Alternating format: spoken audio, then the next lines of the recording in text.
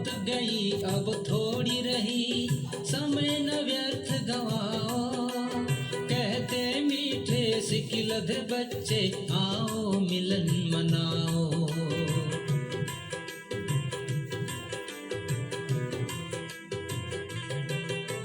बहुत गई अब थोड़ी रही, समय न व्यर्थ गवाओ। कहते मीठे सिकिलध बच्चे, आओ मिलन मनाओ। वाह बच्चे, वाह बच्चे, वाह बच्चे, वाह बच्चे। ये गीत गाएगा जरा तू सोच ले मनवा, आज बन।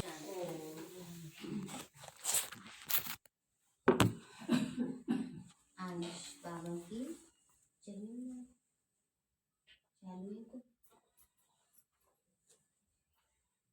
आज बाबा की 23 तारीख के महावाक्य है। बाबा बोले, मीठे बच्चे, बुद्धि में स्थायी एक बाप की ही याद रही, तो यह भी अहो सौभाग्य है। मीठे बच्चे, बुद्धि में स्थायी एक बाप की ही याद रहे, तो यह भी अहो सौभाग्य है। प्रश्न है, जिन बच्चों को सर्विस का शौक होगा उनकी निशानी क्या होगी? बाबा बोले, वह मुख से ज्ञान सुनाने बिगर रह नहीं सकती। वह रूहानी सेवा में अपनी हड्डी हड्डी स्वाहा कर देंगे। उन्हें रूहानी नॉलेज सुनाने में बहुत खुशी होगी। खुशी में ही नाचते रहेंगे। वह अपने से बड़ों का बहुत रिगार्ड रखेंगे, उनसे सीखते रहेंगे। गीत है, बदल जाए दुनिया न बदलेंगे हम। ओम शांति। बच्चों ने गीत की 2 लाइन सुनी। यह वायदे का गीत है। जैसे कोई की सगाई होती है तो यह वायदा करते हैं कि स्त्री पुरुष कभी एक दो को छोड़ेंगे नहीं, है ना। 7 वचन में 7 फेरों में 7 वचन लेते हैं ना। तो बाबा कहते हैं उसमें यही होता है कि एक दूसरे का साथ नहीं छोड़ेंगे। कोई की आपस में नहीं बनती तो क्या करते हैं फिर? वचन लेने के बाद भी छोड़ देते हैं, तलाक दे देते हैं। यहाँ तो तुम बच्चे किसके साथ प्रतिज्ञा करते हो? शिव बाबा के साथ, ईश्वर के साथ, जिसके साथ तुम बच्चों की व सजनियों की सगाई हुई है। परंतु ऐसा जो विश्व का मालिक बनाते हैं उनको भी छोड़ देते हैं। यहाँ तुम बच्चे बैठे हो, तुम जानते हो अभी बेहद का बाप दादा आया कि आया। यह अवस्था जो तुम्हारी यहाँ रहती है वह बाहर सेंटर पर तो रह ना सके। बाबा कहते हैं जब मधुबन जाते हैं तो वह दिन भी भूल जाते हैं, कौन सा वार है ये भी भूल जाते हैं, तिथि तारीख भी भूल जाते हैं। कैसे सवेरे से शाम हो गई पता भी नहीं चलता है। वह ज्ञान योग की क्लास, थोड़ा इधर उधर घूमेंगे, है ना, सारा समय निकल जाता है। तो बाबा कहते यहाँ तुम समझेंगे कि बाबा ने कहा वहाँ बाहर सेंटर पर तो रह न सके जो अवस्था यहाँ है। यहाँ तुम समझेंगे बाप दादा आया कि आया। बाहर सेंटर पर समझेंगे बाबा की बजाई हुई मुरली आई कि आई। यहाँ और वहाँ में बहुत फर्क रहता है। माना मधुबन में और सेंटर्स पर फर्क तो है ही ना। उसमें तो सारा दिन वही वातावरण वही वो, और सेंटर्स पर तो बहनें रहती है। अब तो बाबा का वो भी वाइब्रेशन सूक्ष्म रूप में बाबा हर सेंटर पर है, और घर में उससे भी ज़्यादा, है ना। घर में तो बिल्कुल ही जाकर सब भूल जाते हैं।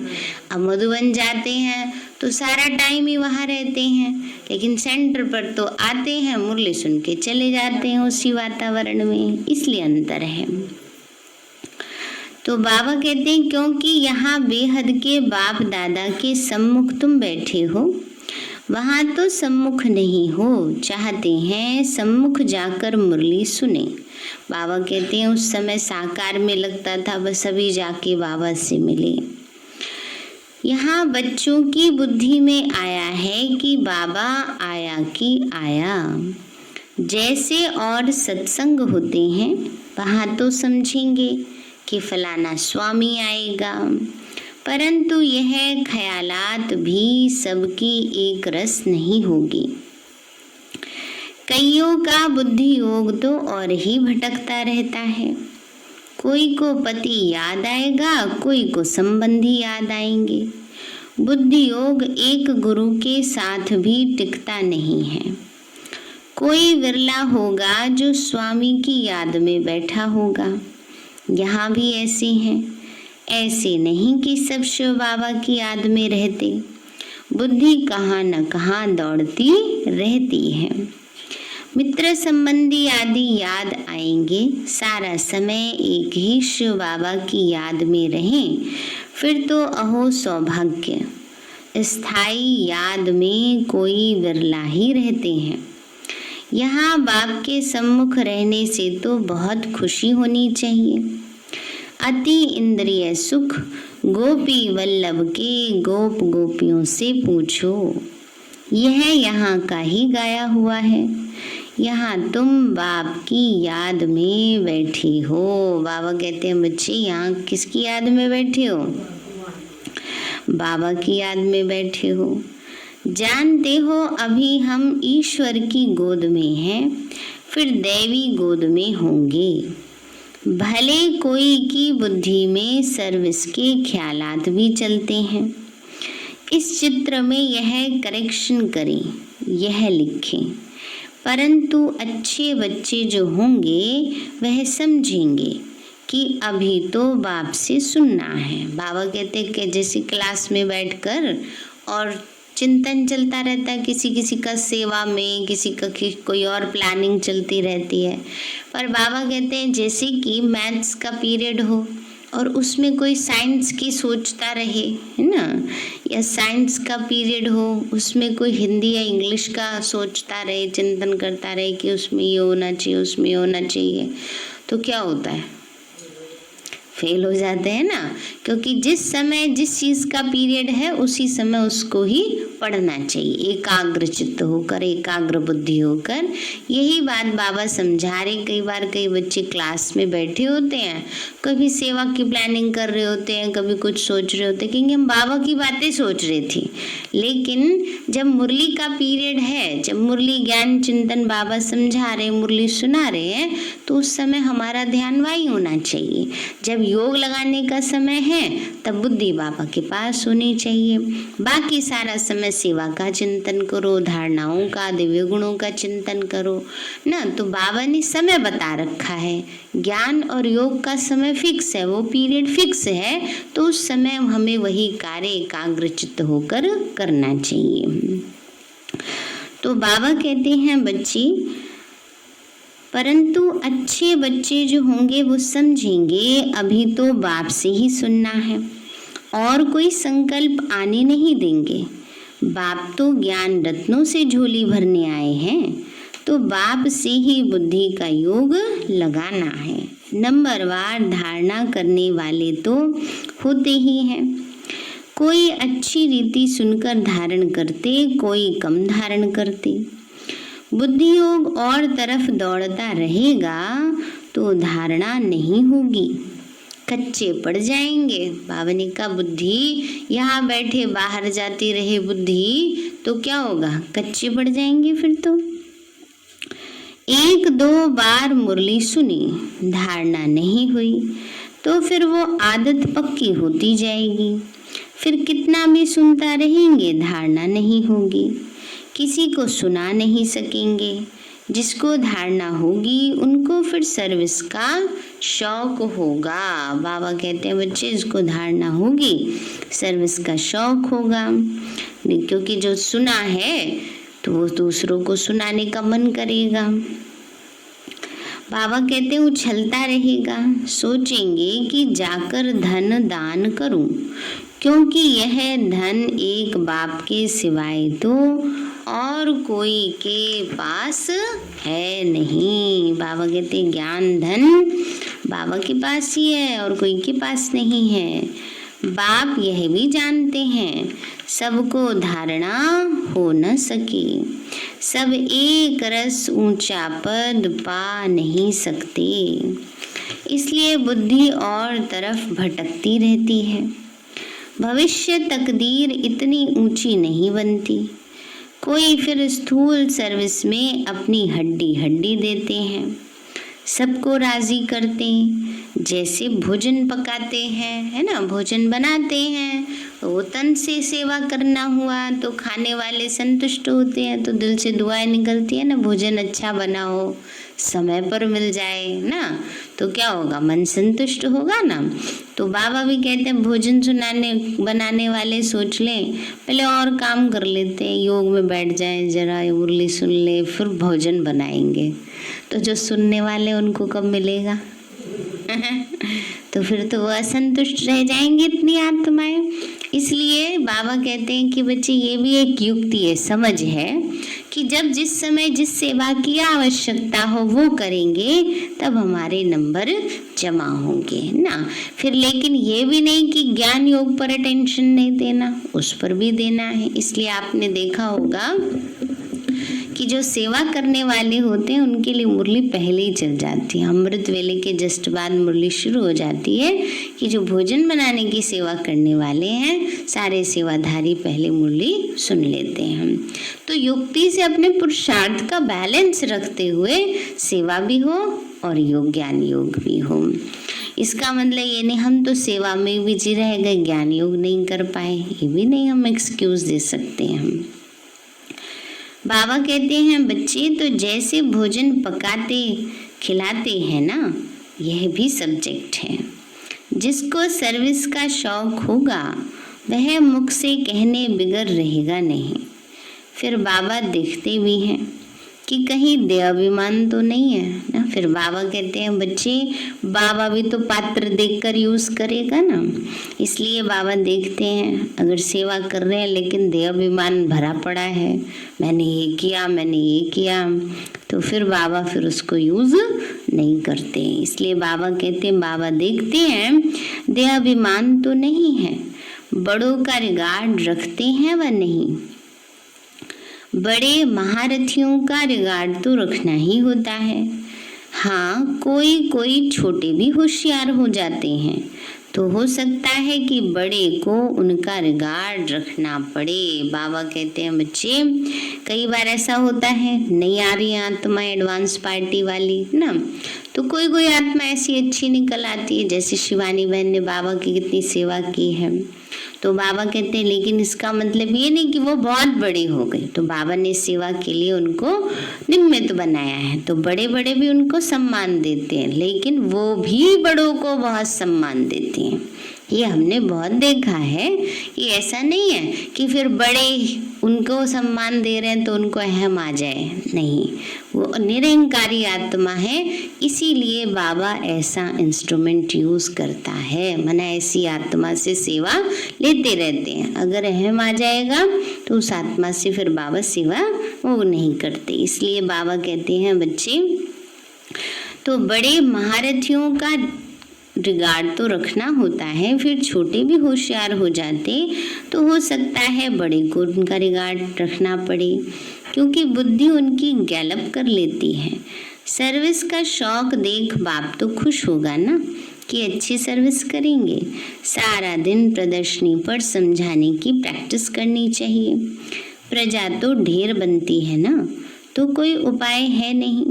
सूर्यवंशी चंद्रवंशी राजा रानी प्रजा सब यहाँ ही बनते हैं। कितनी सर्विस करनी चाहिए। बच्चों की बुद्धि में यह तो है अभी हम ब्राह्मण बने हैं, घर गृहस्थ में रहने से हर एक की अवस्था तो अपनी रहती है, घर बार तो छोड़ना नहीं है। बाबा ने कभी नहीं कहा घर बार छोड़ के आ जाओ मेरे पास, है ना, जो गृहस्थी हैं, जिनके ऊपर जिम्मेवारी है, उनको तो वो निभानी है। तो बाबा ने कहा, बाबा कहते हैं घर में रहो, भले रहो, परंतु बुद्धि में यह निश्चय रखना है कि पुरानी दुनिया तो खत्म हुई पड़ी है।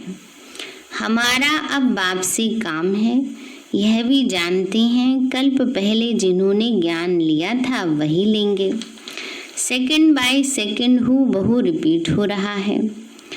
आत्मा में ज्ञान रहता है ना, बाप के पास भी ज्ञान रहता है। तुम बच्चों को भी बाप जैसा बनना है, पॉइंट धारण करनी है। सभी पॉइंट एक ही समय नहीं समझाई जाती। बाबा ने कहा पॉइंट्स धारण करनी है, फिर सारी बातें एक बारी तो बाबा समझा नहीं देंगे, धीरे धीरे करके समझाते हैं। विनाश भी सामने खड़ा है, यह वही विनाश है। सत्युग त्रेता में तो कोई लड़ाई होती नहीं, वह तो बाद में जब बहुत धर्म होते हैं, लश्कर आदि आते हैं, तब लड़ाई शुरू होती है। पहले पहले आत्माएं सतो प्रधान से उतरती हैं, फिर सतो रजो तमो की स्टेज होती है। तो यह भी सब बुद्धि में रखना है। कैसे राजधानी स्थापन हो रही है, यहाँ बैठे हो तो बुद्धि में रखना है कि शिव बाबा आकर हमको खजाना देते हैं। मुरली क्या है? खजाना है, ज्ञान रतन है, जिसको बुद्धि में धारण करना है। अच्छे अच्छे बच्चे नोट्स लिखते हैं, लिखना अच्छा है, तो बुद्धि में टॉपिक आएगी। आज इस टॉपिक पर समझाएंगे। बाबा कहते हैं हमने तुमको कितना खजाना दिया था। सत्युग त्रेता में तुम्हारे पास अथाह धन था, फिर वाम मार्ग में जाने से वह कम होता गया, खुशी भी कम होती गई, कुछ ना कुछ विकर्म होने लगते हैं। उतरते उतरते कलाएं कम होती जाती हैं। सतो प्रधान, सतो रजो तमो की स्टेजेस होती हैं। सतो से रजो में आते हैं तो ऐसे ही नहीं कि फट से आ जाते हैं। भावनी का सतो से रजो में ये नहीं कि बस आ जाएंगे, लेकिन धीरे धीरे। वैसे भी कोई चीज़ तो धीरे धीरे पुरानी होती है ना, और पहले की चीज़ें तो बहुत मजबूत हुआ करती थी ना, धीरे धीरे पुरानी होती है। ऐसे ही आत्मा जो सतो प्रधान होती है वो धीरे धीरे आराम से 2500 वर्ष बाद रजो में आएगी। फिर रजो से तमो में आने में भी 1250 वर्ष लगेंगे। लेकिन अभी जो आत्माएं हैं उनको तमो और सतो रजो तमो में आने में टाइम नहीं लगता। जो अभी आ रही हैं, कहीं बहुत धूल मिट्टी उड़ रही हो तो वहाँ पर कोई चीज़ मैली होने में समय नहीं लगता। ऐसे ही इस समय विकारों की आंधी चल रही है। जो भी आत्मा परम धाम से आती है तो वो आती तो अपनी सतो स्टेज में है, लेकिन उस पर जल्दी ही सारी बुराइयों का प्रभाव हो जाता है। तो बाबा कहते हैं बच्चे, तो ऐसे नहीं कि आत्मा एकदम सतो से तमो में आ जाए, टाइम लगता है उसमें बनने में। बाबा ने कहा बच्चे फिर ऐसे नहीं फट से आ जाती है, धीरे धीरे उतरेंगे। तमो प्रधान में भी धीरे धीरे सीढ़ी उतरते जाते हो, कला कम होती जाती है, दिन प्रतिदिन कम होती जाती है। अभी जंप लगाना है, तमो प्रधान से सतो प्रधान बनना है, इसके लिए टाइम भी चाहिए। गाया हुआ है चढ़े तो चाके बैकुंठ रस और गिरे तो चकना चूर। कई बच्चे सोचते हैं हाँ बाबा लास्ट में कर लेंगे, एक दिन पुरुषार्थ कर लेंगे, एक दिन सारा दिन 24 घंटे योग लगा लेंगे, पास हो जाएंगे। नहीं हो सकते, बहुत काल का अभ्यास चाहिए। जल्दी सीखी हुई रोटी अंदर से कच्ची रह जाती है ना।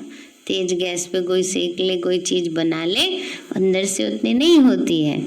ऐसे ही बाबा कहते हैं धीरे धीरे अच्छे से वो पकती है चीज़, वो अंदर से स्ट्रांग होती है। ऐसे ही बाबा कहते हैं पुरुषार्थ में भी टाइम लगता है। काम की चमाट लगती है तो एकदम चकनाचूर हो जाते हैं, हड्डी हड्डी टूट जाती है। कोई मनुष्य अपना जीव घात करते, आत्मघात नहीं। जीव घात कहा जाता है, यहाँ तो बाप से वर्षा पाना है, बाप को याद करना है, क्योंकि बाप से बादशाही मिलती है। अपने से पूछना है, हमने बाप को याद कर भविष्य में कितनी कमाई की, कितने अंधों की लाठी बना। घर घर में पैगाम देना है कि यह पुरानी दुनिया बदल रही है। बाप नई दुनिया के लिए राजयोग सिखा रहे हैं। सीढ़ी में सब दिखाया है, यह बनाने में मेहनत लगती है। सारा दिन ख्यालात चलता रहता है, ऐसा सहज बनावे जो कोई भी समझ जाए। सारी दुनिया तो नहीं आएगी ना। बाबा कहते हैं, कई बच्चे, कई दुनिया वाले कह देते हैं ऐसे, अच्छा यहाँ बहुत कम लोग आते हैं इस ज्ञान में। क्यों आते हैं? अब देवी देवता तो थोड़े ही बनेंगे ना।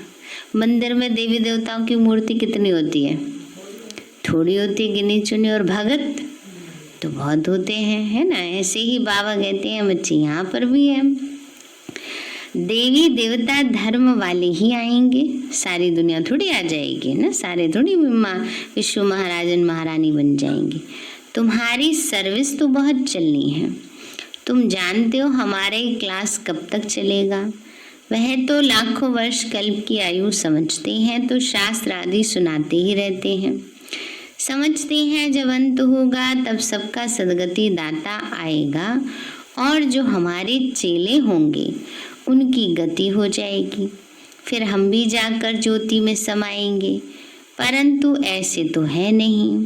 तुम अभी जानते हो हम अमर बाप द्वारा सच्ची सच्ची अमर कथा सुन रहे हैं। तो अमर बाप जो कहते हैं वह मानना भी है। सिर्फ कहते हैं मुझे याद करो, पवित्र बनो, नहीं तो सजा बहुत खानी पड़ेगी, पद भी कम मिलेगा। सर्विस में मेहनत करनी है। जैसे दधीची ऋषि का मिसाल है। दधीची ऋषि ने अपनी हड्डियों का वज्र बना कर दिया था असुरों से युद्ध करने के लिए। तो बाबा कहते हैं उसने अपनी सारी हड्डियां शरीर को गला दिया। तो बाबा भी हम बच्चों को कहते हैं, बच्चे बाबा की सेवा में हड्डी हड्डी लगानी है, मन तन से खूब सेवा करनी है। तो इसको उनको कहा जाता, बाबा ने कहा हड्डियां भी सर्विस में दे दी, अपने शरीर का भी ख्याल न कर, सारा दिन सर्विस में रहना, उनको उसको कहा जाता है सर्विस में हड्डियां देना। एक है जिस्मानी हड्डी सर्विस, दूसरी है रूहानी हड्डी सर्विस। रूहानी सर्विस वाले रूहानी नॉलेज ही सुनाते रहेंगे, धन दान करते खुशी में नाचते रहेंगे। दुनिया में मनुष्य जो सर्विस करते हैं वो सब हैं जिस्मानी। शास्त्र सुनाते हैं वह कोई रूहानी सर्विस तो नहीं है। रूहानी सर्विस तो सिर्फ बाप ही आकर सिखलाते हैं। स्पिरिचुअल बाप ही आकर स्पिरिचुअल बच्चों को पढ़ाते हैं। तो तुम बच्चे अब तैयारी कर रहे हो सतयुगी नई दुनिया में जाने के लिए। वहाँ तुमसे कोई विकर्म नहीं होगा, वो तो है ही राम राज्य, वहाँ होते ही हैं थोड़े। अभी तो रावण राज्य में सब दुखी हैं। ये सारी नॉलेज भी तुम्हारी बुद्धि में है, नंबरवार पुरुषार्थ अनुसार। इस सीढ़ी के चित्र में ही सारी नॉलेज आ जाती है। बाबा कहते हैं ये अंतिम जन्म पवित्र बनो तो तुम पवित्र दुनिया के मालिक बन जाएंगे।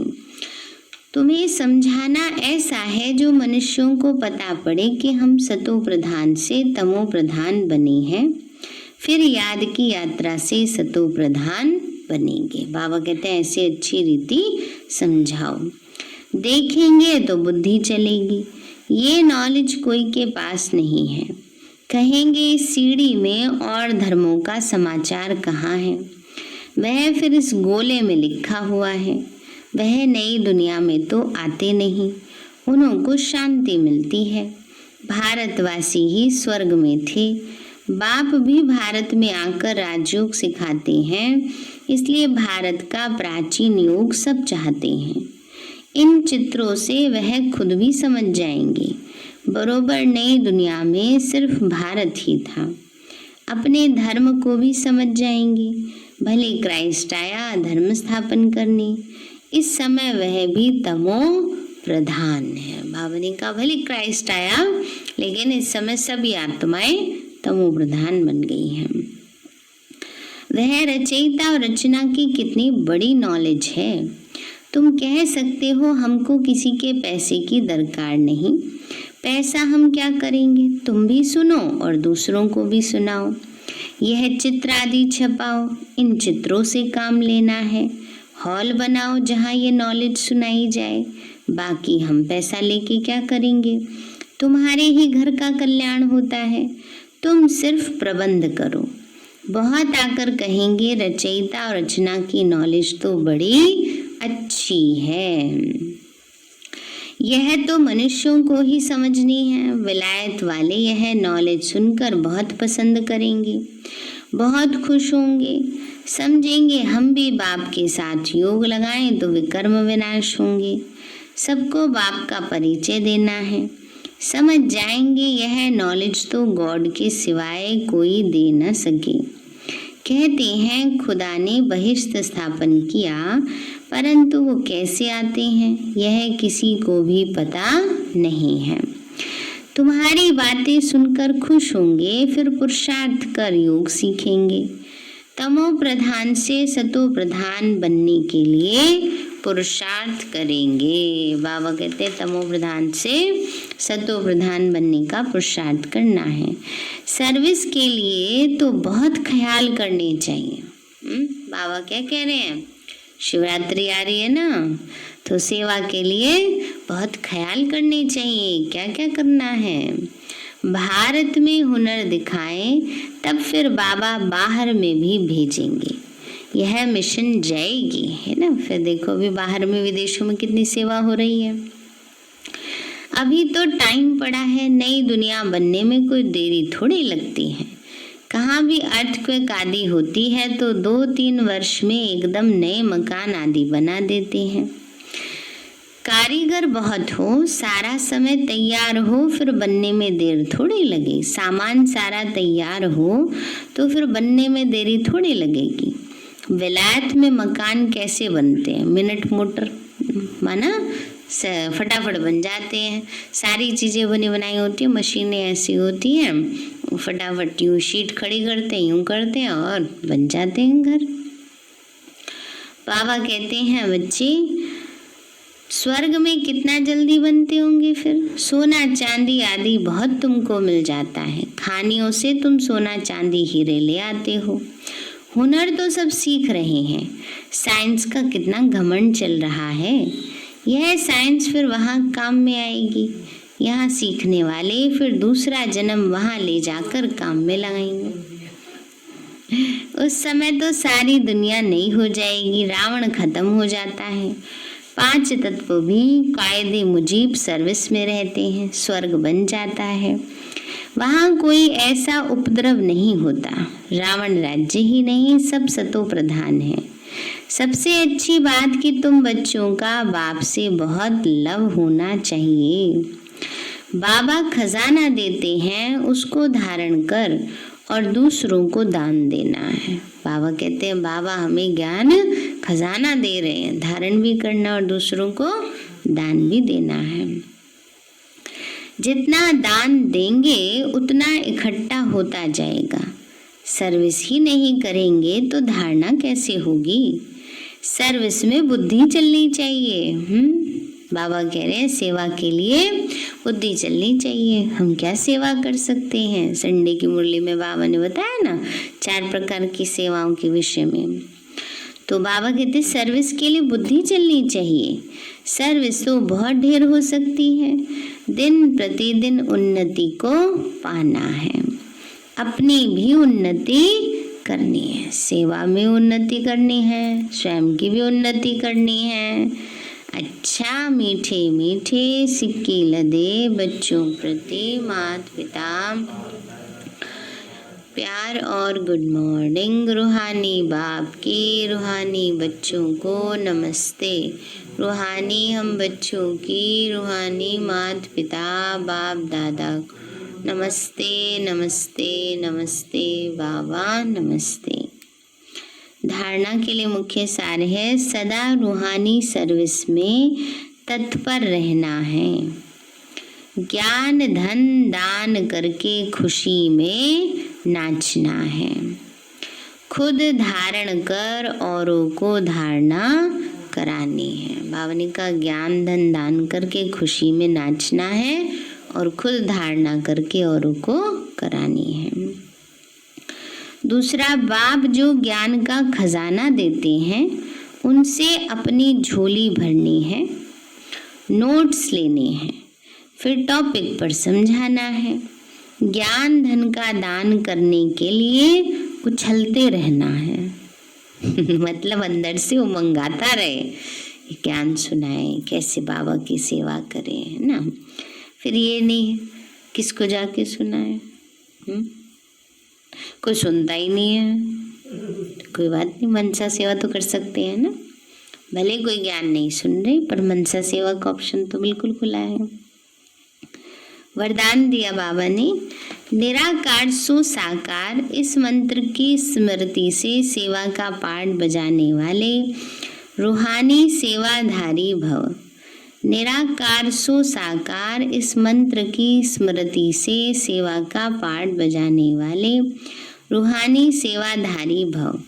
बाबा बोले जैसे बाप निराकार सो साकार बन सेवा का पाठ बजाते हैं, ऐसे बच्चों को भी इस मंत्र का यंत्र स्मृति में रख सेवा का पाठ बजाना है। यह साकार सृष्टि, साकार शरीर स्टेज है, स्टेज आधार है, पाठधारी आधार मूर्त है, मालिक है। इस स्मृति से न्यारे बनकर पाठ बजाओ तो सेंस के साथ एसेंसफुल। बाबा कहते हैं बच्चे, ये अंदर मन और बुद्धि में सार समाया हो कि मैं आत्मा पाठधारी हूँ, इस स्टेज पर रंगमंच पर पाठ बजा रही हूँ। तो सेंस के साथ एसेंसफुल रूहानी सेवाधारी बन जाएंगे। सेंस माना समझदार और एसेंसफुल माना सार युक्त, है ना, कि मन बुद्धि बहुत व्यर्थ के विस्तार में ना चली जाए, सार में भी समाई रहे और समझदारी से भी सेवा करते चले। स्लोगन है साक्षी बन, हर खेल को देखने वाले ही साक्षी दृष्टा है। साक्षी बन, हर खेल को देखने वाले ही कौन है? साक्षी दृष्टा है। सारे हैं मीठे बच्चे, बुद्धि में स्थायी एक बाप की ही याद रहे तो यह भी अहो सौभाग्य है। प्रश्न है, जिन बच्चों को सर्विस का शौक होगा उनकी निशानी क्या होंगी? बाबा बोले वो मुख से ज्ञान सुनाने बिगर रह नहीं सकेंगे, वह रूहानी सेवा में अपनी हड्डी हड्डी स्वाहा कर देंगे। उन्हें रूहानी नॉलेज सुनाने में बहुत खुशी होगी, खुशी में ही नाचते रहेंगे। वो अपने से बड़ों का बहुत रिकॉर्ड रखेंगे, उनसे सीखते रहेंगे। गीत है बदल जाए दुनिया न बदलेंगे। अच्छा, ओम शांति। मीठे बाबा, आपने हमें सब कुछ दिया, आपका पदम गुणाबार शुक्रिया। प्यारे बाबा, आप हमें ज्ञान गुणों शक्तियों वरदानों और सद्बुद्धि से भरपूर करते हो, आपका बार बार शुक्रिया। मीठे बाबा, आपने मुझ आत्मा को, इस सेवा स्थान को, विश्व की सर्वात्माओं को निर्विघ्न बनाया, आपका बार बार शुक्रिया। प्रकृति के पांचों तत्वों का भी शुक्रिया, साइंस के साधनों का भी शुक्रिया, लौकिक अलौकिक परिवार का भी शुक्रिया। हे तन, तुम्हारा भी शुक्रिया। विश्व की सर्वात्माओं का और ब्रह्मांड की सारी शक्तियों का, सब प्रकार का सहयोग देने के लिए शुक्रिया। मीठे बाबा, मुझ आत्मा ने जाने अनजाने में जिन भी आत्माओं को मनसा वाचा कर्मणा दुख दिया है, मैं उन सभी से क्षमा चाहती हूँ। मुझे क्षमादान दिलाओ। और जिन आत्माओं ने मुझे दुख दिया है, विघ्न रूप बने हैं, मैं उन सभी को दिल से क्षमा करती हूँ। सबका कल्याण हो, सबको सुख शांति सद्बुद्धि मिले और बाबा के सेंटर की सेवाएं खूब बढ़ती जाएं।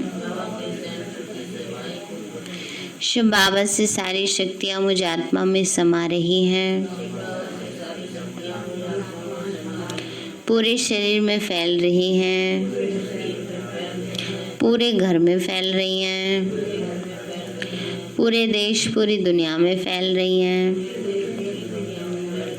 सब प्रकार के वायरस नष्ट होते जा रहे हैं।